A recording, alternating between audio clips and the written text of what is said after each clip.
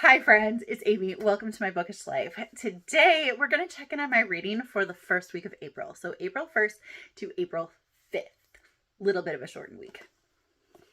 So let's get to it. All right, so far in the month of April, I have read 2 books. I finished 2 books. And the first one that I finished was The Sevene Slip by Ashley Poston. This is my first Ashley Poston book, and it will not be my last. I very, very much enjoyed this. But if you are not big on swearing, it is present in this. It's not very prevalent, but she does use colorful language every once in a while. So just be aware of that. I received this book from Katie, and I would rather be reading for a giveaway, and I thoroughly enjoyed this. It was so much fun. The characters were absolutely wonderful. The main character is Clementine, and she falls in love with the man of her dreams. The only problem is he's actually 7 years in the past, and so she wants to see if she can find him in the present. And it's so cute, and there's all of these like things that happen, and they come around and meet each other again. It's so wonderful. I absolutely loved it. It's somewhere between 4 and 5 stars. It's not absolute 5-star for me, but it's definitely up there, and I'm so excited to read more from her. This story was so intriguing. All of her plots are so intriguing to me. It grabbed me right from the start, and I absolutely was just along for the ride the entire time. I did also have the audio for this book, and I was listening to it. I had some issues with the audio. I think the audio may have decreased my enjoyment a little bit, but I didn't really realize it until I was almost done. But some of the voices that the narrator used, I was like, why does that character sound like that?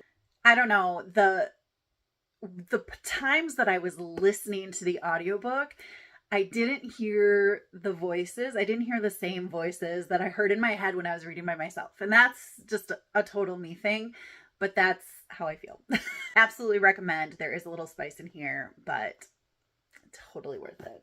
And then the other book that I finished this week was an absolute delight that I was not expecting at all, and that was The 14th Goldfish by Jennifer L. Holm. I got this from the library. My students and I are starting a focus on science fiction and dystopian. I don't have a ton of science fiction in my classroom. I have more dystopian, but even still, I don't feel like I have enough of that, which if you see my classroom, the fact that I'm even saying that is absolutely crazy. My classroom is full of books. Full of books.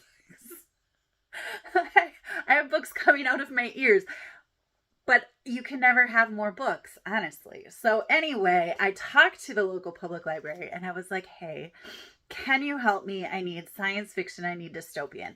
I did some research myself, and I started putting books on hold to kind of have in my classroom to show off. This is one of the books that came up. I picked it up, and I was looking through it, and I was like, oh, I'm just going to preview this a little bit and see what it's like. I was hooked so quickly with this book. It is so delightful. Ellie is the main character.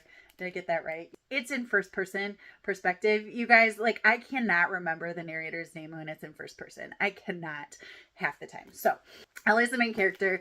She is in 6th grade, and her mother and her father, they're divorced, but they get along, and they are both very theater-minded people, and Ellie feels a little weird about that because she's not really into theater and she's not really into musicals, but she is into science.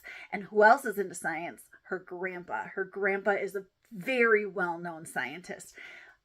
One day, her mom gets called by the police, has to go pick up her grandpa, who is in jail. So she goes to pick him up. She comes back with a 14-year-old boy. 14-year-old boy is her grandpa, who found the secret to the secret of curing aging, okay? So her grandpa is now this 14-year-old boy who now has to go to school because he looks 14. Such a fun way to play with science. I just love that. It has more of a fantastical than anything else aspect to it, but also still counts as science fiction because it was a scientific discovery.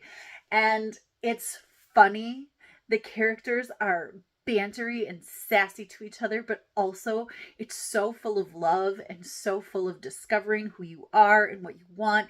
And there's the big question of, hey, just because science can do something, does that mean it should do something? It just was so much fun. And I flew through it and I read it, and I think I'm going to turn around and I think I'm going to read it to my 5th graders because this was fun. And I think this could be a really great one to illustrate what playing with scientific discovery really is. And I think that that could really hit home to 5th graders, especially since the main character is a 6th grader. So a little bit older than them and still relatable. So I really think that this is going to be one that I continue to use in my classroom. In fact, I had some Amazon points and I bought a copy for my classroom. It just got here yesterday. There is a sequel that I don't feel a need to read right away, but I do think I am interested. This story absolutely wraps up. It does kind of leave room for a sequel, but I don't even think that this sequel actually follows how this ends, if I read the synopsis correctly to the sequel. So it definitely is wrapped up. It is a satisfying ending. You could read it as just one book all in itself. Or there is a second book. I do believe there's only 2 books in this series, just a duology. I don't know that it's going to be any more. I totally recommend it. It's so much fun. I am currently in the middle of 3 books. The first book that I'm in the middle of is Billy and the Giant Adventure by Jamie Oliver. I got this as a listener ALC for the educator program for Libro FM. I've never heard of Jamie Oliver before. I had no connection whatsoever to it, but it sounded really intriguing. You have a group of friends that are going on an adventure, very Goonie-esque, right? And so I wanted to give it a shot, and it's really cute so far. It's definitely fantasy. We have Billy and his friends, and they are exploring the woods that they shouldn't be exploring, I guess, because it's dangerous according to the people in their community. And as they're there, they meet these sprites, and the sprites are just, in the middle of this battle, and they could use some help, So Billy and his friends decide that they should help with this. And it's just really cute so far. One thing that I noticed right away as I was listening to it is that there's so many references to food, and the descriptions of food are just phenomenal. It's making me kind of hungry reading these descriptions of food, and I'm like, why is that? And then I looked up Jamie Oliver, and it turns out he is a very well-known chef, and I'm just crazy because I've never heard of this man before. It's kind of weird to recommend this because it's like, if you're looking for an adventure that has a lot of great descriptions of food, you would like this. But like, who is looking for that?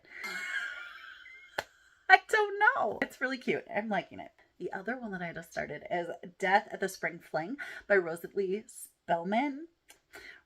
Spielman, and this is part of the Aloha Lagoon mystery series. It's a cozy mystery series. This is her 3rd or 4th contribution. I think it's her 4th. Yeah, this is her 4th contribution to this series, but this is like the 28th book in the series. It is a multi-author series, so you don't have to read all the books in order, but you really kind of should read all of the books by individual authors in the correct order, if that makes sense. It's just a little bit easier to follow that particular storyline because each main character, each amateur sleuth has their own storyline that they follow, and very seldom do you see hints of other characters, but they are absolutely there, and it's kind of cool when they show up. But it's really fun. I mean, it's Hawaii. Like, who doesn't want to be in Hawaii? Especially when there's a snowstorm on April 2nd and 3rd in Wisconsin. who wouldn't want to venture to Hawaii? So I'm not super far in that right now. I just finished, I just started it last night as I was getting ready for bed, and it's great. It's full of these characters that I love and want to hear more from all the time. So I'm digging that. The last book that I am starting is The Wizard of Oz by L. Frank Baum. And this book I am reading for a couple of reasons. So I did my reading challenge in my TBR video, my roller reading prompt challenge. And I got a yellow cover pre-1950 YA and fantasy.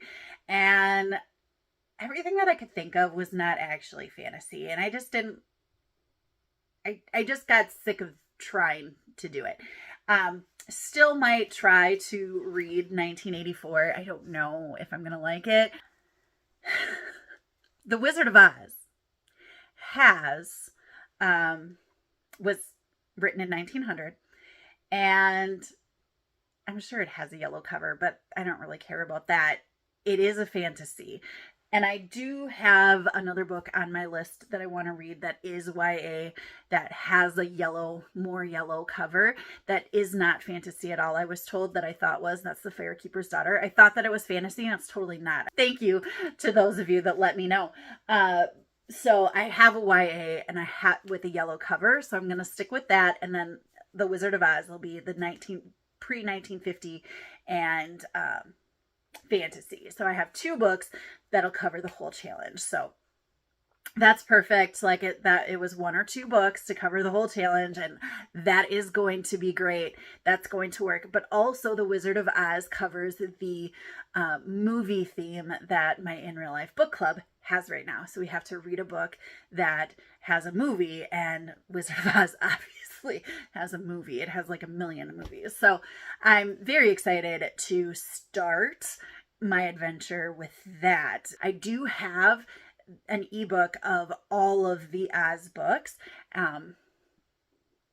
Obviously just doing the first one for this one, but I'm really excited to see how that goes. So there is that. So I would love to know what you think of either of these books. I'd love to know how they sound to you. Let me know down in the comments. I love to hear from you. Love chatting with you. Commenting, liking, and subscribing really help my channel grow, and I really appreciate it. I hope you're finding something wonderful to read, and until next time, happy reading. Bye!